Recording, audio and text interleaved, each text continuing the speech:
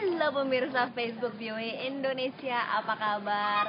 Sekarang adalah hari terakhir tim VOA telah berada di sini untuk meliput pemakaman dari Whitney Houston. Ini merupakan hari terakhir karena kita sudah sampai di tempat pemakaman, tepatnya di kota Westfield, negara bagian New Jersey. Dan Whitney Houston itu dimakamkan di Fairview Cemetery.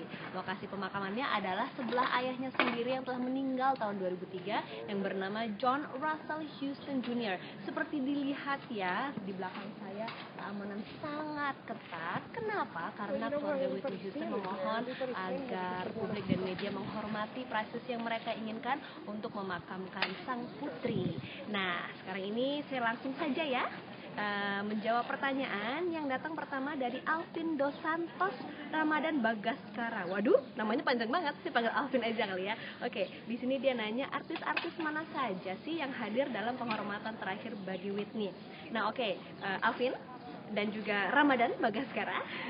Sedikit saya mau jelasin, artis-artis hari ini tidak terlihat karena sepertinya acara pemakaman Whitney Houston ini hanya akan dihadiri oleh keluarga dan kerabat dekat saja. Kalau artis itu kami lihat kemarin pada acara upacara kebaktian atau funeral service yang diadakan di Newark, New Jersey.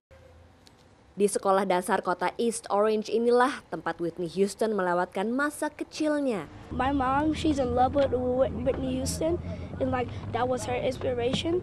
Semasa kecil, Whitney mendapat julukan si kecil karena badannya begitu mungil dibandingkan teman-teman sekelasnya. Tetapi di balik tubuh yang kecil ada bakat yang luar biasa. Setelah karir Whitney melejit di seluruh dunia, sekolah ini berganti nama menjadi Sekolah Dasar Whitney Elizabeth Houston tahun 1997. Setelah meninggalnya Whitney Houston, bendera yang terletak di halaman SD yang telah diganti namanya menjadi SD Whitney Houston mengibarkan benderanya setengah tiang. Gubernur negara bagian New Jersey, Chris Christie, memerintahkan hal yang serupa untuk kantor pemerintahan di daerah tersebut demi menghormati putri daerah yang telah sukses di tingkat internasional. Setelah lulus dari sekolah dasar yang kini menyandang namanya, Whitney Houston muda lalu melanjutkan sekolah ke sekolah menengah Katolik Mount Saint Dominic, masih di New Jersey. Menurut seorang mantan teman sekolahnya, Whitney tampak sangat rendah hati meski ia masih keluarga dengan tokoh-tokoh legendaris musik soul dan gospel, termasuk ibunya Cissy Houston dan sepupunya Dionne Warwick. Whitney was extremely unpretentious. She was very kind. She was loving, and she was an ordinary high school girl, just like all of us. Sebagian teman sekolah Whitney Houston mengaku masih kontak dengannya semasa hidupnya lewat jejaring sosial Facebook. Mereka pun tak percaya perempuan yang dulu bertubuh kecil tetapi berbakat besar tersebut akhirnya meninggal dunia dalam usia relatif muda. Dari Newark, negara bagian New Jersey, Vivek Kavi dan Ningrum Spicer, VOA.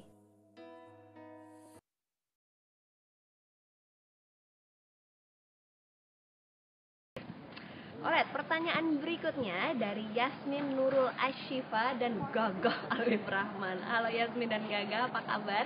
Oke, pertanyaan di sini adalah apakah benar lagu-lagu Whitney Houston semakin banyak yang terjual setelah Houston meninggal dunia? Jawabannya adalah benar sekali dan angkanya cukup drastis karena sebelum Whitney Houston meninggal, penjualan lagunya dia tepatnya untuk digital recording, yaitu rekaman lagu yang bisa dijual atau bisa dibeli melalui online itu hanya kurang lebih 15.000. Namun setelah ia meninggal, angkanya langsung meningkat ya, pesat ke 887.000.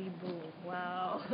Bisa bayangkan ya itu nanti hasilnya seperti apa, dan dikabarkan yang akan menerima sebagian dari hasilnya atau warisan dari Whitney Houston adalah putrinya semata wayang, yaitu Bobbi Kristina Brown. Nah, ingin tahu lebih jelas lagi tentang penjualan album Whitney Houston? Kita lihat cerita yang satu ini.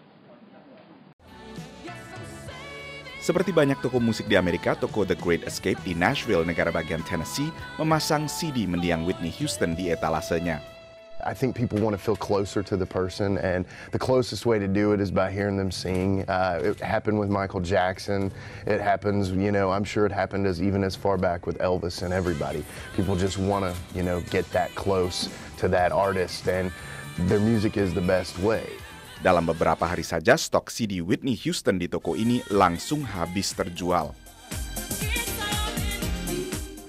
Sebagian besar konsumen di Amerika memperoleh lagu dari sumber-sumber digital seperti iTunes dan juga Amazon.com. Sejak meninggalnya Whitney Houston, lagu-lagu lamanya kembali masuk top 10, baik di iTunes maupun di Amazon. Bahkan lagu terpopulernya, I Will Always Love You, sempat menjadi lagu yang paling banyak diunduh dari iTunes, sementara album kompilasi hitsnya menjadi album paling laku kedua di iTunes dan Amazon, di bawah album baru Adele yang baru saja menyapu bersih piala Grammy. Pengamat umumnya sudah memprediksi meledaknya penjualan musik artis yang baru meninggal. Whitney Houston is one of these celebrities who is potentially worth more dead than alive, which is a sad thing to say, but it's probably true in this case. Sayang bagi Whitney, kematiannya terjadi justru di saat ia merencanakan comeback. Tidak hanya lewat musik, tetapi lewat film layar lebar yang rencananya dirilis Agustus mendatang. Dari Washington DC, Nova Purwadi dan Endah Sulistiani, VOA.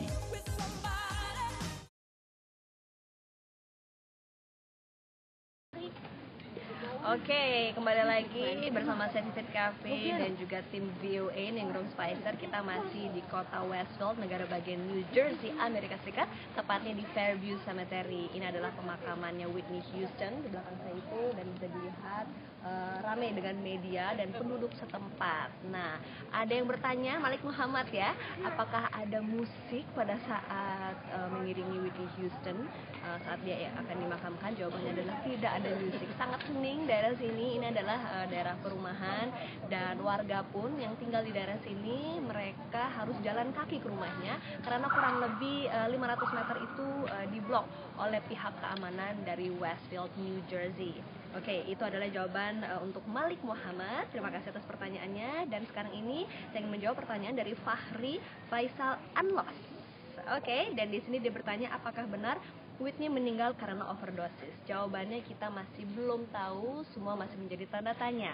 Karena Whitney Houston itu jenazahnya telah melalui otopsi, tapi ada satu tes lagi, yaitu tes toksikologi. Itu adalah tes yang untuk menentukan penyebab dari kematian Whitney Houston, dan tes itu membutuhkan waktu kurang lebih 6 hingga 8 minggu.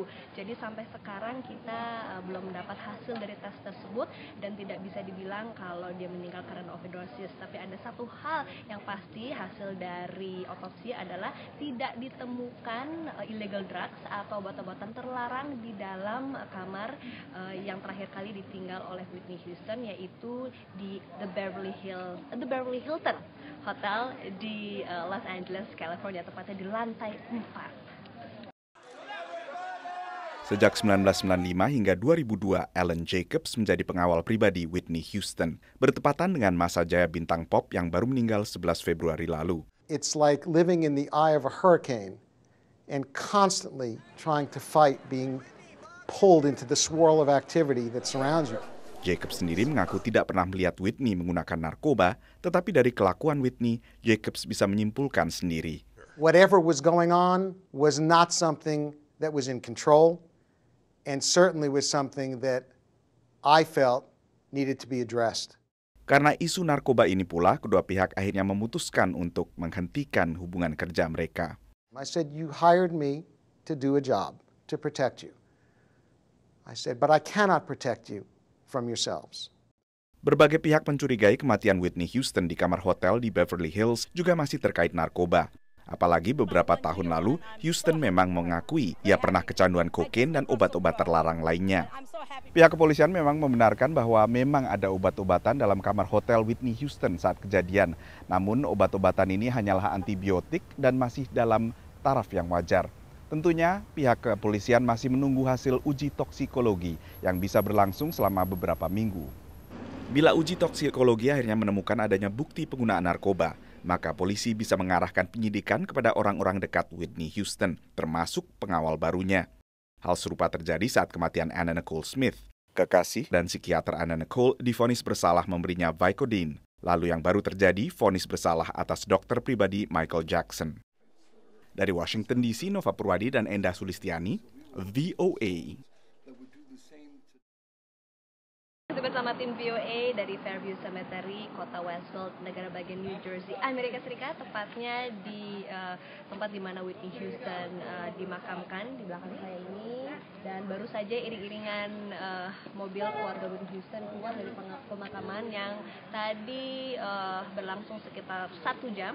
Dan langsung saja mau jawab pertanyaan tentang, ada yang nanya tadi ya, apakah Bobby Brown hadir? Jawabannya adalah tidak, Bobby Brown tidak hadir.